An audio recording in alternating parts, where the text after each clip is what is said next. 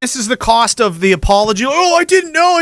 You've conceded that ground, and now, as you see what he does, now he's holding that over you like a trophy. Remember when you agreed that you were a misogynist and you supported the... And you have to go, yes, I'm sorry, Lord. Yes, I remember. Oh, I'm sorry. I apologize then, and I apologize now. You're never going to win with these fucking people. Right? And the conservatives are never going to beat them because they're cowards. See, when he says, well, you said this and this is misogynist and blah, blah, blah, you say, I don't fucking care what you say or what you think.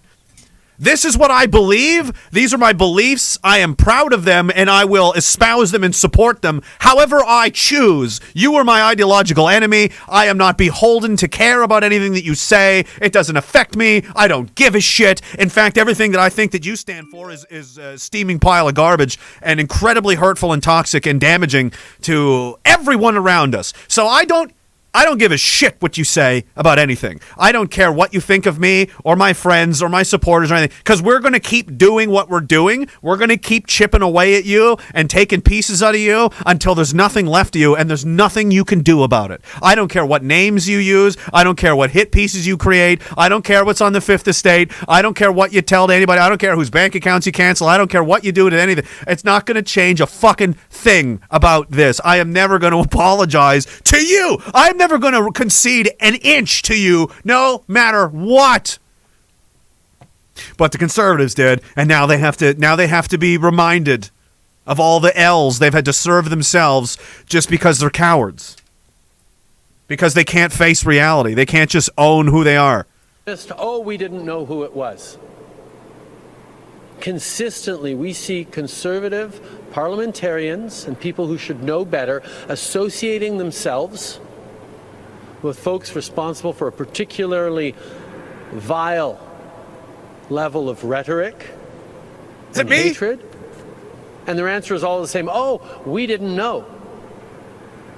At one point, Canadians need to stop being treated like fools, and the Conservatives need to own up and either really dissociate themselves from hateful, vile, intolerant rhetoric,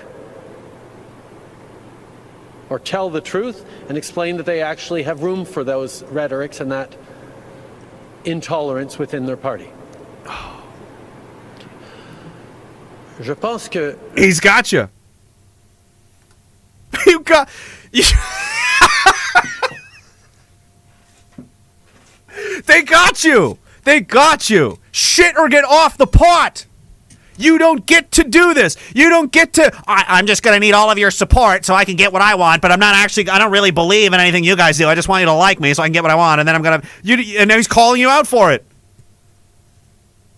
So now you have to say, do you support these people or not? And you did it to yourself. You painted yourself into this corner because you couldn't just tell the truth. You couldn't just be honest, and you couldn't just plant both your feet in reality and say, this is where reality is. This is where the truth is. This is real life. Real life defeats imagination land, okay?